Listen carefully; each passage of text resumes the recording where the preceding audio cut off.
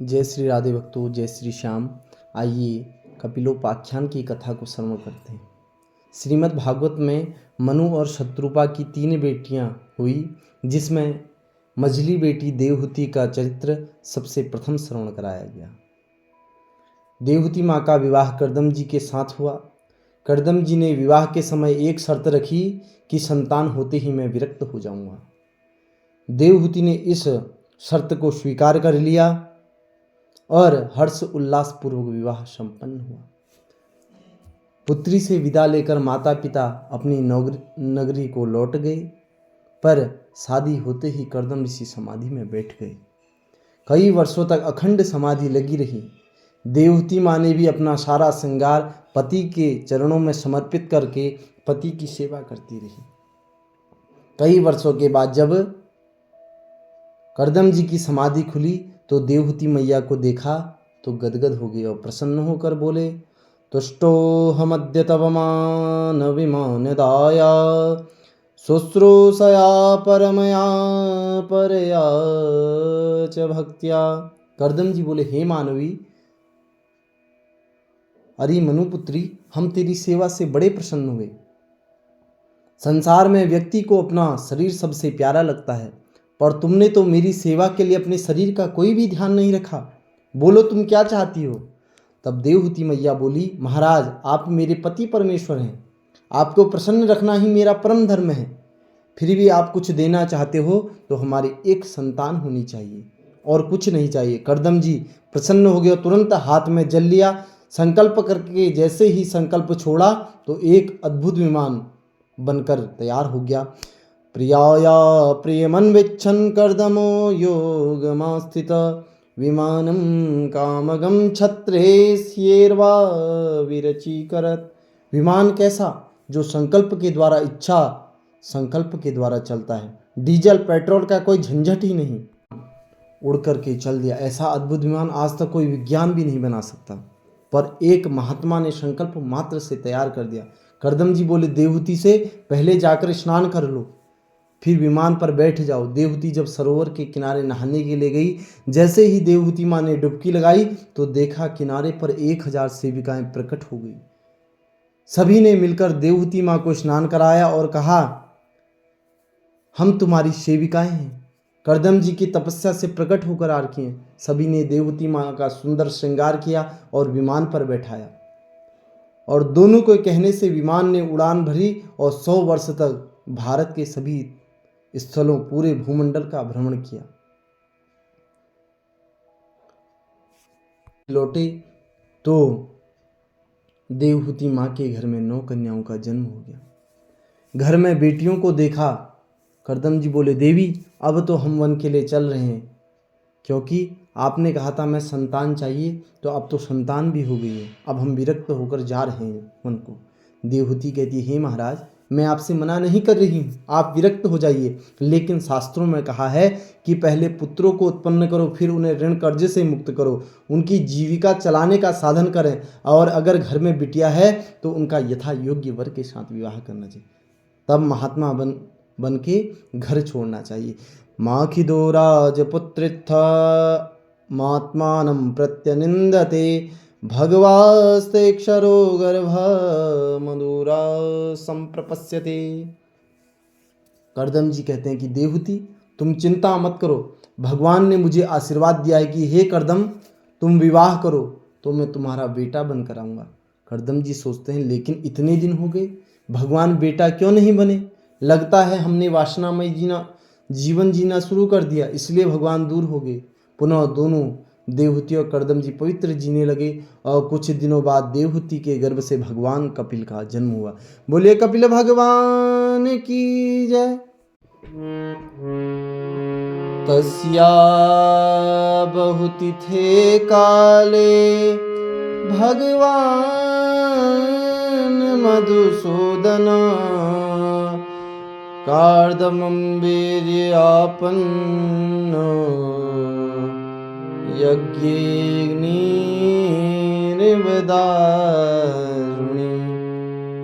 कपिल भगवान के लिए स्वयं विधाता ब्रह्मा जी अपने 9 ऋषि पुत्रों के साथ आए। करदम जी ने बड़ा दिव्य स्वागत किया और कहा, भगवान एक निवेदन करना चाहते हैं, मेरे घर 9 बेटियां और आपके साथ में 9 बेटा, बढ़िया जोड़ा बन जाएगा, न मुझे भटकना पड़ेगा ना आपको। ब्रह्मा जी प्रसन्न हो गए, तुरंत 9 बेटियों का विवाह ऋषि कुमारों से कर दिया। करदम जी ने 9 बेटियों को विदा किया। अब बेटियां ससुराल चली गई तो करदम जी बोले, देवी बेटियों का दायित्व पूरा हो गया, इसलिए अब हम वन के लिए निकल रहे हैं। अब इस बार देवहूति माँ ने करदम जी को नहीं रोका। अब आश्रम में केवल 2 सदस्य रह गए, देवहूति और भगवान कपिल। एक दिन देवहूति माँ ने अपने पुत्र के पास गई और बोली, बेटा निर्वीणा नितरा भूमन असदेन्द्रिय तर्षणा येन संभाव्यमानेन प्रपन्नान्धम तम प्रभु। माता देवहूति पूछती है, प्रभु संसार में जितना सुख मैंने भोगा, इतने सुख की कोई स्त्री कल्पना भी नहीं कर सकती। भोगना तो दूर रहा, मायके में राजकुमारी बनकर ठाठ से रही, ससुराल में करदम जैसे परम योगी संत मिले, कामद विमान में दिव्य भोगों का सेवन कराया, परंतु इतना सब कुछ पाने के बाद भी मेरी आत्मा अतृप्त है, मेरा मन अभी भी असंतुष्ट है। बेटा आज मैं तुझे केवल अपना बेटा नहीं समझ रही, सुना है तू साक्षात भगवान है, ब्रह्म ज्ञान संपन्न है। मैं चाहती हूँ कि अपने ज्ञान का खड्ग उठाकर मेरे अज्ञान के वृक्ष को जड़ सहित नष्ट कर दो, मैं तुम्हारी शरण में हूँ। अब देवहूति मैया इसके बाद कपिल भगवान की बड़ी ही सुंदर स्तुति करती है। तम त्वागताहं शरणं शरण्यं स्वभृत्य संसारितरो कुठारं जिज्ञासयाहं प्रकृते पुरुषस्य नमामि सदमविदां वरिष्ठं नमामि सधर्मविदां वरिष्ठं। कपिल भगवान ने 8 अध्यायों में बड़ा ही अद्भुत सांख्य योग का उपदेश दिया। कपिल भगवान कहते हैं, संसार में चाहे जितने विषय जीव को प्राप्त हो जाएं, किंतु अगर वह विषयों का भोग भी कर ले तब भी इस आत्मा को तृप्ति नहीं होती, क्योंकि इंद्रियों का तर्पण है विषय, आत्मा तो अतृप्त ही रह जाएगी। देखिए जीवन में परिपूर्णता कब आएगी, जब हम पूर्ण से जुड़ेंगे, और परिपूर्ण तो केवल प्रभु ही हैं। ओम पूर्णमदः पूर्णमिदं पूर्णात् पूर्णमुदच्यते पूर्णस्य पूर्णमादाय पूर्णमेवावशिष्यते। उस परिपूर्ण प्रभु के पाद पद्मों को पाए बिना जीवन में परिपूर्णता कैसे आ सकती है। अपने मन को हटाकर जगत से जगदीश में लगाओगे तब जाकर हमारे जीवन में परिपूर्णता आएगी। चेतः खलवस्य बंधाय मुक्तये चात्मनो मतम् गुणेषु शतं बंधाय रतं वा पुंसि मुक्तये। ये मन जो है भक्तों बंधन और मुक्ति का कारण है। कपिल भगवान देवहूति माँ से कह रहे कि माता जी चाबी एक ही होती है, जिस चाबी से हमने ताला बंद किया वही चाबी से ताले को खोलेंगे, बस मोड़ने का अंतर है। इधर मोड़ो तो बंद हो जाएगा और उधर मोड़ो तो खुल जाएगा। ठीक इसी प्रकार यह मन जो है, इसे अगर हमने संसार की तरफ मोड़ दिया तो संसार के लोग हमें बांधने लगते हैं, संसार हमें बांधने लगता है। और अगर यही मन को माधव की ओर मोड़ लिया जाए तो यह हमारी मुक्ति का कारण बतलाया गया।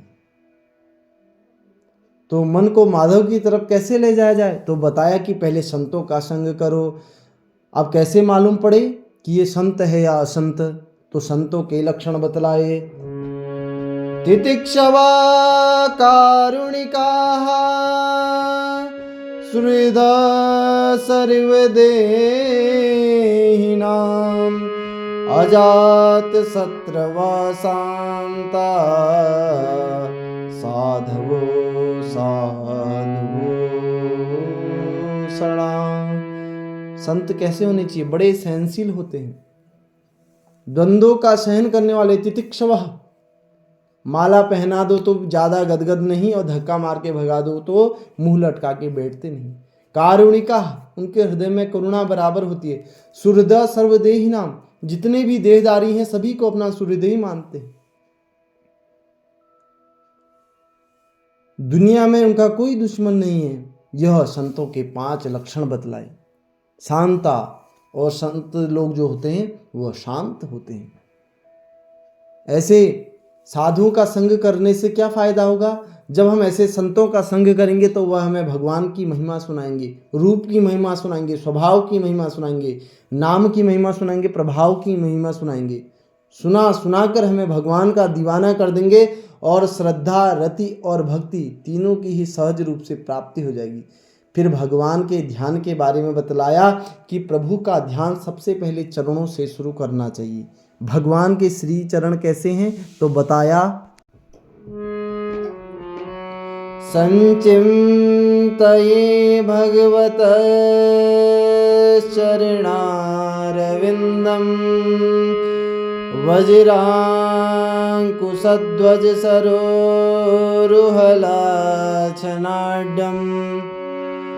उत्तंग रक्तविलसन्नख चक्रवाला ज्योत्स्नाभिराहत महदृदयान्धकारम्।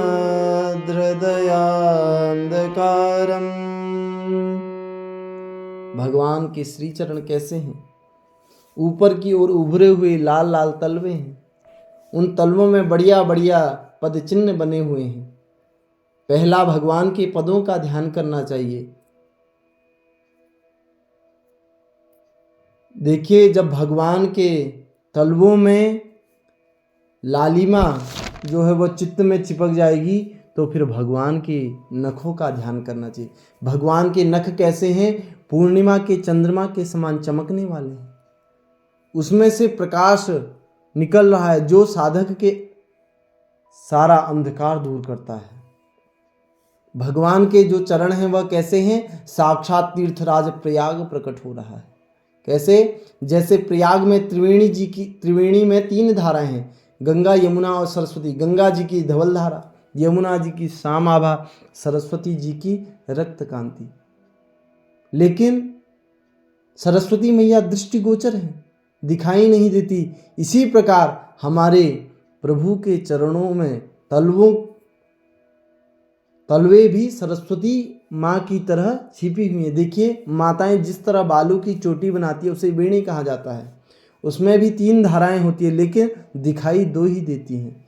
इसलिए आज माता देवती प्रश्न करती है कि बेटा, भक्त कितने प्रकार के होते हैं? कपिल भगवान बोले, माँ, जो भगवान को केवल मंदिर की मूर्ति तक ही सीमित रखता है वह प्राकृतिक भक्त है। पर जितना भगवान का दर्शन मंदिर की मूर्ति में कर रहा है, वैसे ही अगर वह चलते फिरते भक्तों में देखता है तो वह मध्यम कोटि का भक्त है। किंतु प्रत्येक शरीरधारी के अंदर भी भगवान का दर्शन होने लगे तो वह उत्तम कोटि का भक्त कहा जाता है।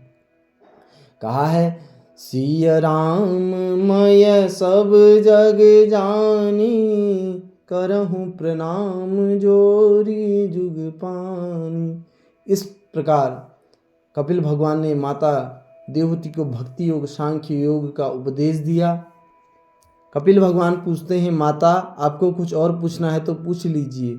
देवहूति मैया कहती है कि पुत्र, तेरे उपदेश से मैं एक बात समझ गई कि नज़र में कोई चांडाल हो लेकिन भगवान के नाम का आश्रय लेता है तो वह बड़ा भाग्यशाली है। और दूसरी तरफ कहा, यदि वह ब्राह्मण है और नाम का आश्रय नहीं लिया तो उसका कल्याण कभी नहीं हो सकता।